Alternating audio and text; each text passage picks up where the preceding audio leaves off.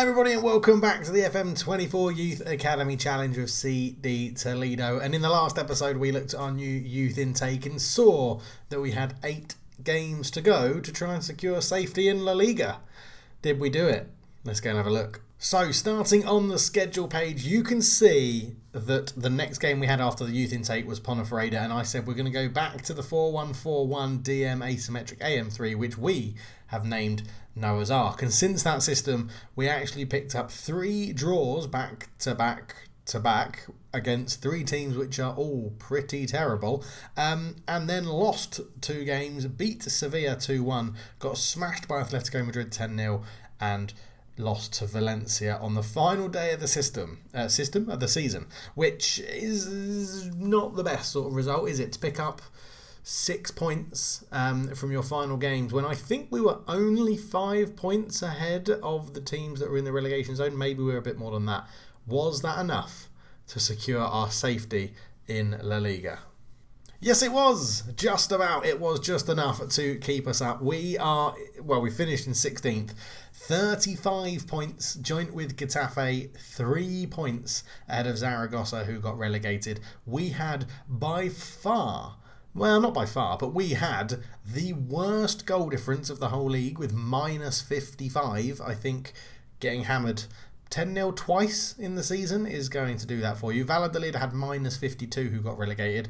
Pamplona had minus 40, they got relegated. Zaragoza only had minus 25 and went down and they got relegated. And at the other end of the table, Real Madrid, who won the league with 105 points, had a goal difference of plus 98, which was only outdone by second place Barcelona, who had a goal difference of plus 104, which is quite frankly ludicrous, to be honest. And that was helped by Lamine Yamal, who had 33 goals and was the top goal scorer in the season. He got an 8.10 or an 8.1 average rating throughout the whole season, which made him the best player in the league. And he had 23 assists in the year as well, which made him the top assister in the league.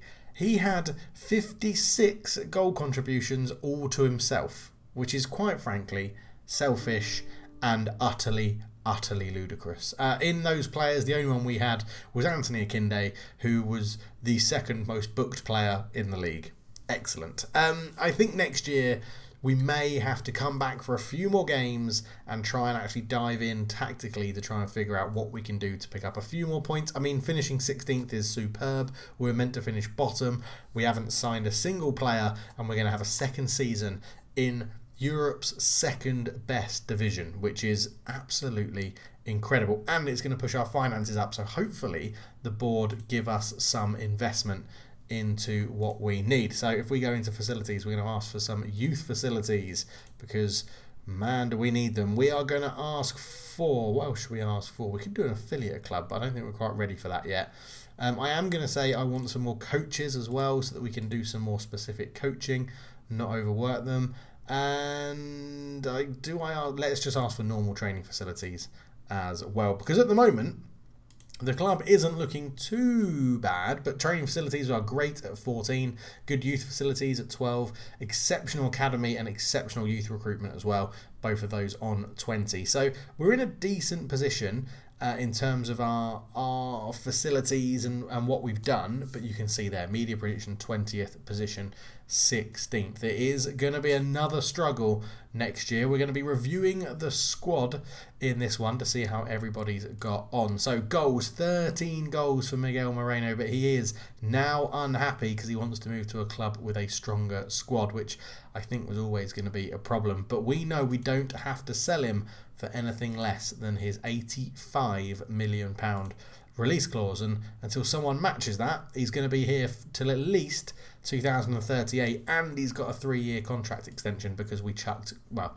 I say a lot of money at him. £6,500 a week isn't that much, but when you're 16, it was a lot for his first real contract. Crimson Mora is up there with 5 goals, and then we had a host of players on 4. Constantino, Moreno, Hogg, Pena, Gallego, and Crimson Mori, as we mentioned. Assist-wise, Crimson Mori up there with 6. We spread our assists out quite a lot. Crimson Mori is the more sort of natural playmaker that we have in the team, so chances do flow through him to sort of make them happy. to make them happen. Passing 13, technique 17, vision 15 is really good. So a lot of the right attributes in the right places that you need to be the assist king of Toledo. But yeah, 6 for him, 5 for Moreno, 4 for Pinto, 4 for Alberto, who is also asking to leave. He just wants a new... Oh, sorry, I just gave you a new contract. Well, I'll sort that out pretty soon. 3 for Gallego, 3 for Pena. Moreno's there again. He's got 2. Akinde is back to being unhappy. He wants to move to a club with a stronger squad. And the concern we have with Akinde is that his contract... Oh, he's here till 2038 as well, with a minimum fee release clause of 20. For some reason, I thought he was expiring a little bit sooner, but he's not. And we are in a cracking position in terms of long-term contracts. There's not too many that are running out, and the ones that aren't that upset. So, yeah, we're doing okay. Paleo wants a new contract. Not too sure about that one. We'll have to see how that goes, because I think we're going to have a right back that we got in the last intake, or the last episode, that's going to overtake him as our starting right back potentially coming up this season. So we'll see how it goes. But overall, we've done all right. Joe Page is up there still with a 9.3 average rating from 4 sub appearances. So I'm going to try and fit you in a bit more next season, Joe, but it's tough at the moment because... Yeah, we had a settled squad this year. That's the main reason. That's the main one. We had a settled squad. But yeah, Pena was up there. He did really, really well. Started the season in good goal scoring form. Dropped off a little bit towards the back end of the season. But overall had a very, very good season. And I'm happy. I've got to be happy. We've stayed up, which is the main goal, right? We've stayed up. We've achieved what we needed to do. And now we've got to try and do it again next season. So yeah, 16th in the league. We have had a good run of it. There you go. You can see that we went ahead of Getafe on goals scored, I think, because we scored 6. We had 4-6 against 4. So yeah, because we played 2, won 1 each, lost 1 each. We both had 3 points. So head to head, we got it on goals scored, because they've got a much better goal difference than us. But that doesn't really matter in Spain, which is good. Because I think, didn't we have a season before in the lower divisions where we stayed up on head-to-head and that gave us a bit of safety, which is good. But yeah, it's going all right. We're doing okay. This is only going to be a very quick review. As I said, I think next season we'll come back for a few more games, because I flew through this to try and get videos recorded whilst my parents were in town. Because, yeah, the second division we were there, yeah, we did really well in the second division last year.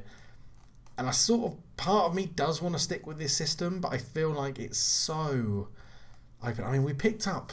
If we let's look at the results, right? I mean, it started with 2 losses, a draw against the team that is Osasuna, a loss to Getafe. We beat Girona, we beat Real Sociedad, lost to Villarreal, beat Espanyol. So if we split this up into sort of, if we say January is the halfway point, I know that's not quite right. But if we go at the halfway point, then we had lost to Sevilla. Well, actually, no. Where did we change formation here? Right. Let's count that as sort of halfway. It's probably a little bit more than halfway. But we had, using the 4-1-4-1, including cup. Do I include cup games? No, we're not going to include cup games. Let's go league only. So we want league only. There we go. Just like that. So league only then. I mean, that's middle of January, so that's not too far away from the middle. It was wins. We had 1, 2, 3, 4, 5, 6. 6 wins. Let's just, because that's gonna confuse me. So let's get rid of the friendlies in here as well, so that we can see just the league. So 6 wins in the first half of the season, and then when we started messing around with the formation, we picked up 1, 2, 3 wins. Is all we got in the second half. That's really, really poor. Which is what we need to focus on. Losses then 1, 2, 3, 4, 5, 6, 7, 8. 9 losses in what we're calling the first half of the season. And 1, 2, 3 draws. So 6 wins, 3 draws, 9 losses.